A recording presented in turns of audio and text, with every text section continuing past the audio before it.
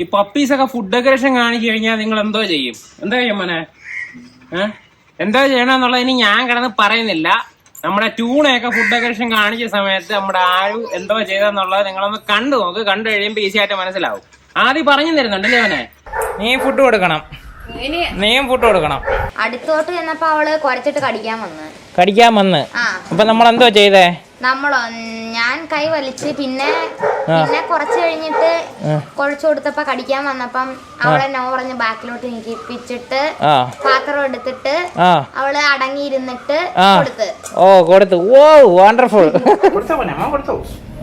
ഇച്ചിരി എടുത്ത് കയ്യാ അങ്ങനെ വെക്കരുത്. ഇങ്ങനെ കൈ വെള്ളം വെച്ചു കൊടുക്കും. എൻ്റെ കൈ കാണിക്കും. കൈയൊന്നും താഴെ പോകരുത് കേട്ടോ. കാണിച്ചു കൊടുക്കും. കൈ താഴെ പോന്നോ? എൻ്റെ കൈയും കൂടെ ചേർത്ത് വെച്ചു കൊടുക്കും. താഴെ പോകരുത്. ഇങ്ങനെ ഇങ്ങനെ വെച്ചു. ഓക്കെ അങ്ങനെ വെച്ചു കൊടുക്കും. ഓക്കെ പറഞ്ഞോ.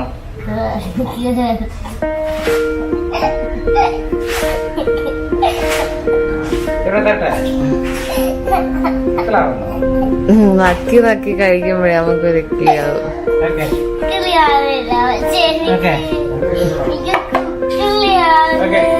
നീ മോന്റെ പാത്രത്തിൽ തൊട്ട് നോക്കേ. കുഴപ്പമില്ലല്ലോ. തല തടവി കൊടുക്കും.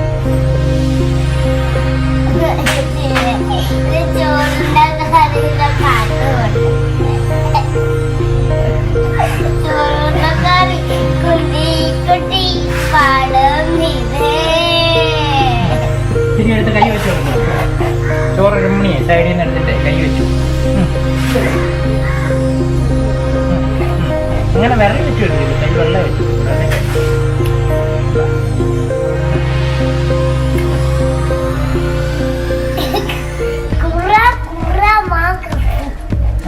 മോന്റെ കൈ കാണിക്ക്. രണ്ട് കൈയും കൂടെ കാണിക്കും.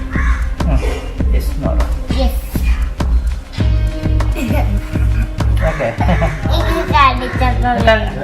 ഓക്കെ. എവിടെ കടിച്ച്? ഓക്കെ ആയല്ലോ.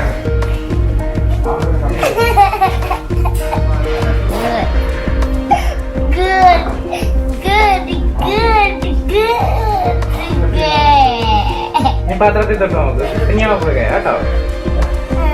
പ്രശ്നമില്ലല്ലോ. നീ പാത്രത്തിൽ തൊട്ടേ. പ്രശ്നമില്ലല്ലോ. ഉണ്ടോ? പേടി മാറിയോ? ഇച്ചിരി ചോറ് എടുത്ത് കൊടുക്ക് കുഞ്ഞിന്. കുഞ്ഞാ കേട്ടോ, പേടിക്കണ്ട കേട്ടോ. പേടിയുണ്ടോ? ഓക്കെ കുഞ്ഞിന് കൊടുക്ക്. യെസ് പറ. യെസ് പറ. ആ ഓക്കെ. ഇക്കളാവുന്നോ? മോന്റെ പേടി മാറിയോ? നീ ഒന്നുകൂടെ പാത്രത്തിൽ തൊട്ടേ. ഓക്കെ ഇച്ചിരി എടുത്ത് കൊടുക്ക്. കൈ വെള്ളം വെച്ച് കൊടുക്കണേ. ഓക്കെ കൈ വെള്ളം വെച്ചാൽ കടിക്കത്തില്ല കേട്ടോ. കടിച്ചോ? ഇക്കിളിയല്ലേ ഉള്ളു. നക്കിയേ തിന്നത്തോളൂ കേട്ടോ. ഇക്കിളിയില്ലയോ? അന്നേരം മുണിയും കൂടെ ചോറെടുത്ത് വെച്ച് കൊടുക്ക്. ഓക്കെ അടുത്ത് വെച്ച് കൊടുക്ക്. യെസ് എന്ന് പറയണം കേട്ടോ. ഈ ഫുഡ് ഡെക്കറേഷൻ ഡോഗ്സ് കാണിക്കുന്നതിന്റെ പിന്നിലുള്ള സൈക്കോളജി എന്താണെന്ന് അറിഞ്ഞിരുന്നു കഴിഞ്ഞാൽ നിങ്ങൾക്ക് ഈസി ആയിട്ട് അത് പരിഹരിക്കാനായിട്ട് പറ്റും. സർവൈവ് ചെയ്യാൻ വേണ്ടിയിട്ടുള്ള ഒരു ഇൻസ്റ്റിങ്ക്ട് എന്ന് പറയുന്നത് ആനിമൽസിന് എല്ലാത്തിനും ഉള്ളതാണ്. മനുഷ്യൻ ഉൾപ്പെടെയുണ്ട്. എന്നാലും ഡോഗ്സ് എന്ന് പറഞ്ഞത് അവർ വന്നേക്കുന്ന ആ ഒരു ജനറേഷന്റെ ബാക്കിലോട്ട് നോക്കുകയാണെന്നുണ്ടെങ്കിൽ എങ്ങനെയാണ്? കാട്ടില് ഏതെങ്കിലും ഒരു മൃഗത്തിനെ ഇവർ ഹണ്ട് ചെയ്ത് പിടിക്കുന്നു. ചെന്നായ സംഘത്തിലെ കുറെ പേര് ചേർന്നായിരിക്കും അതിനെ പിടിച്ചേക്കുന്നത്. അതിനകത്ത് ആരാണോ അഗ്രസീവായിട്ട് വാശി പിടിച്ച് ഇതിനെ കടിച്ചു കുറച്ച് തിന്നുന്നത് അയാൾക്ക് കൂടുതൽ ഫുഡ് കിട്ടും.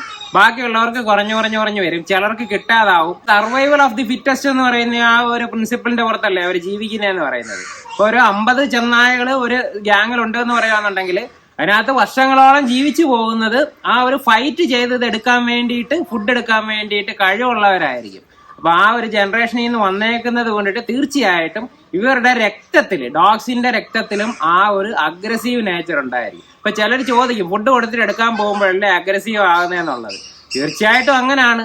ഒരു ജീവിയെ നമ്മുടെ മനുഷ്യരെ കൂടെ കൂട്ടി ഇണക്കി വളർത്തുക അല്ലെങ്കിൽ മെരുക്കി വളർത്തുക എന്ന് പറയുന്നതിനകത്തുള്ളതാണ് ഈ അഗ്രഷനൊക്കെ കൺട്രോൾ ചെയ്ത് ബാക്കിയുള്ള കാര്യങ്ങളും നമ്മളുടെ ഒരു ലെവലിലോട്ട് ആക്കി കൊണ്ടുവരിക എന്നുള്ളത്. അപ്പൊ തീർച്ചയായിട്ടും ഇത് കൺട്രോൾ ചെയ്യപ്പെടേണ്ടതാണ്. രക്തത്തിലുള്ളതായിക്കോട്ടെ എല്ലാതായിക്കോട്ടെ. ചില ഡോഗ്സിന് ഇത് ഉണ്ടായിരിക്കത്തില്ല. രണ്ടാമത്തെ റീസൺ എന്ന് പറയുന്നത് ഫിയർ ഓഫ് ലോസ്, നഷ്ടപ്പെട്ടു പോകുമോ എന്നുള്ള പേടിയാണ്. പപ്പീസ് കഴിച്ചുകൊണ്ടിരിക്കുന്ന സമയത്ത് അടുത്തോട്ട് ചെന്ന് കഴിഞ്ഞാൽ അറിയാം. അതായത് ഇപ്പൊ നോർമൽ സ്പീഡിൽ കഴിച്ചുകൊണ്ടിരിക്കുന്ന ഒരു പപ്പി നമ്മൾ അടുത്തോട്ട് ചെല്ലുന്നു, പെട്ടെന്ന് ഇങ്ങനെ വാരി വലിച്ച് സ്പീഡിൽ കഴിക്കുന്നതായിട്ട് തോന്നും. അപ്പൊ അതിന്റെ എന്താണ് നമ്മൾ വന്നത് എടുത്തോണ്ട് പോകുമോ എന്നുള്ള ഒരു പേടിയാണ്.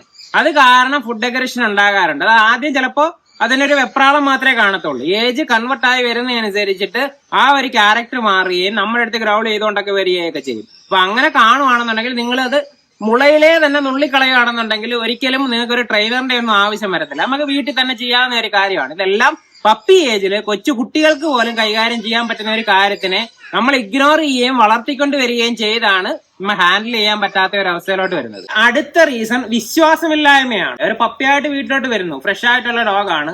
അപ്പൊ ഡോഗിന് ഓണറിൽ ചിലപ്പോൾ പകുതി വിശ്വാസം ഉണ്ടായിരിക്കത്തുള്ളൂ. ചില സ്ഥലങ്ങളിൽ വിശ്വാസം കാണും, ചില സ്ഥലത്ത് വിശ്വാസം കാണത്തില്ല.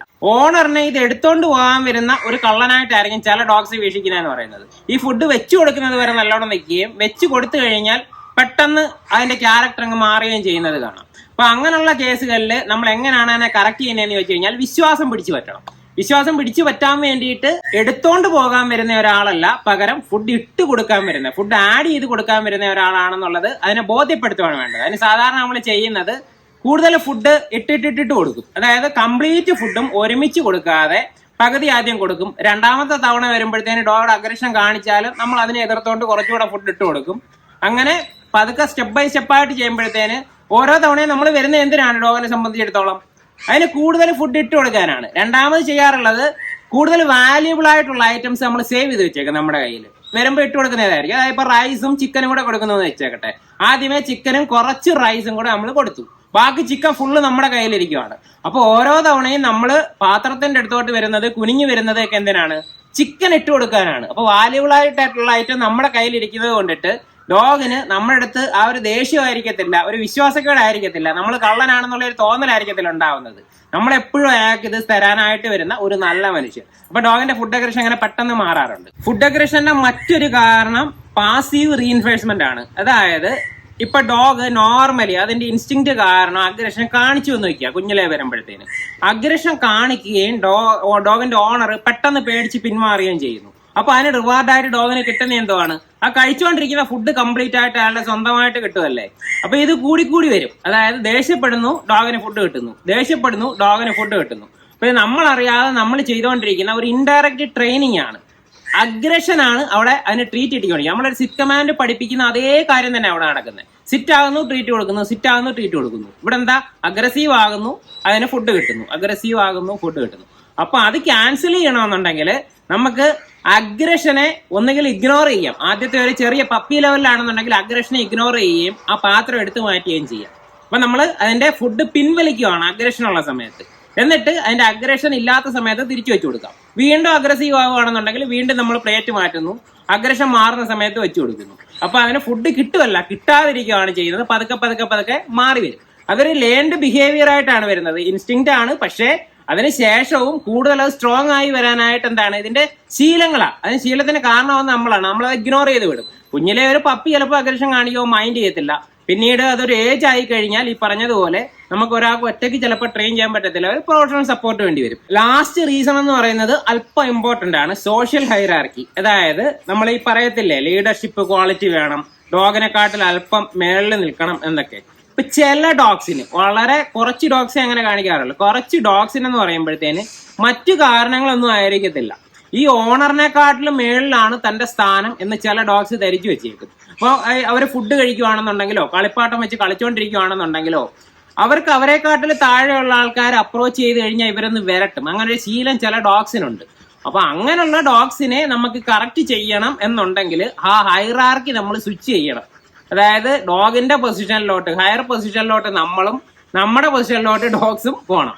അപ്പൊ അങ്ങനെയാണെന്നുണ്ടെങ്കിൽ അല്പം ഒന്ന് ഡോമിനേറ്റ് ചെയ്തൊക്കെ നമുക്ക് കറക്റ്റ് ചെയ്യാനായിട്ട് പറ്റത്തുള്ളൂ. ഇതിന്റെ ഓരോന്നിന്റെയും ആ ഒരു അഗ്രഷന്റെ രീതിയും പാറ്റേണും ഒക്കെ കണ്ടിട്ടാണ് നമ്മൾ ജഡ്ജ് ചെയ്യുന്നത് ഇത് എന്തുകൊണ്ടിട്ടായിരിക്കാം എന്നുള്ളത്. ഇതിൽ ഏത് മെത്തേഡും നമുക്ക് ട്രൈ ചെയ്ത് നോക്കാം. പക്ഷെ ഈ ഒരു ഹൈറാർക്കി കാരണം ഈ ഫുഡ് അഗ്രഷനോ റിസോഴ്സ് ഗാർഡിങ്ങോ ഒക്കെ കാണിക്കുന്ന ഡോഗ്സ് ആണ് എന്നുണ്ടെങ്കിൽ നമുക്ക് അതിനെ കറക്റ്റ് ചെയ്യാനായിട്ട് അല്പം റഫായിട്ടുള്ള മാർഗ്ഗങ്ങളെ ആദ്യം ഇൻട്രൊഡ്യൂസ് ചെയ്യാൻ പറ്റത്തുള്ളൂ. പിന്നീട് ട്രസ്റ്റ് ബിൽഡ് ചെയ്യാൻ പല കാര്യങ്ങളും പിന്നീട് ചെയ്തു പോകാം. അപ്പൊ ഓരോ ഡോഗ്സിനെയും അറിഞ്ഞ് മനസ്സിലാക്കി നമ്മൾ വളർത്തുകയാണെന്നുണ്ടെങ്കിൽ ഈ ഒരു കാര്യം നമ്മുടെ ഈ ഡോഗിന്റെ ലൈഫിൽ ഉണ്ടാകത്തതേ ഇല്ല. നമ്മൾ ട്യൂണയുടെ ആദ്യത്തെ വീഡിയോ കാണിച്ചതിന്റെ ലക്ഷ്യം എന്ന് പറയുന്നത് നമ്മളിവിടെ വളർത്തുന്ന എല്ലാ ഡോഗ്സിനും നിങ്ങൾക്കുള്ള എല്ലാ ഡോഗ്സിന്റെയും പ്രോബ്ലംസ് ഒക്കെ ഉള്ളവരാണ് പലരെ നമ്മൾ സെലക്ട് ചെയ്തേക്കുന്നത്. ട്യൂണയ്ക്ക് ഫുഡ് അഗ്രഷൻ ഉണ്ടായിരുന്നു. നമ്മൾ ആരെ കൊണ്ടിട്ടാണ് ആദ്യം കറക്റ്റ് ചെയ്യിച്ചത്? എൻ്റെ അടുത്ത് ഇല്ലായിരുന്നു, കുട്ടികളുടെ അടുത്തായിരുന്നു ആദ്യം കാണിച്ചത്. അപ്പൊ കുട്ടികളെ കൊണ്ടിട്ട് തന്നെ നമ്മളത് കറക്റ്റ് ചെയ്യിച്ച് ആദ്യമേ ചെയ്ത് പോയതുകൊണ്ട് പിന്നീടുള്ള ലൈഫിലുണ്ടായില്ല. ആ സമയത്ത് നമ്മളത് ചെയ്തില്ലായിരുന്നു എന്നുണ്ടെങ്കിൽ അല്പം വലുതായി ഇത്രയും സൈസ് ഒക്കെ ആയി കഴിഞ്ഞിട്ട് നമുക്ക് എന്തുമാത്രം ഫിസിക്കൽ എഫർട്ട് എടുക്കേണ്ടി വന്നേനെ, എന്തുമാത്രം ഡേഞ്ചർ ആയി തീർന്നേനെ. നമ്മൾ ഓരോ കാര്യങ്ങളും കാണുമ്പോൾ തന്നെ പരിഹരിച്ചു പോവുക. അപ്പൊ വീഡിയോ എല്ലാവർക്കും ഇഷ്ടപ്പെട്ടെന്ന് വിശ്വസിക്കുന്നു. അടുത്ത വീഡിയോയിൽ കാണാം.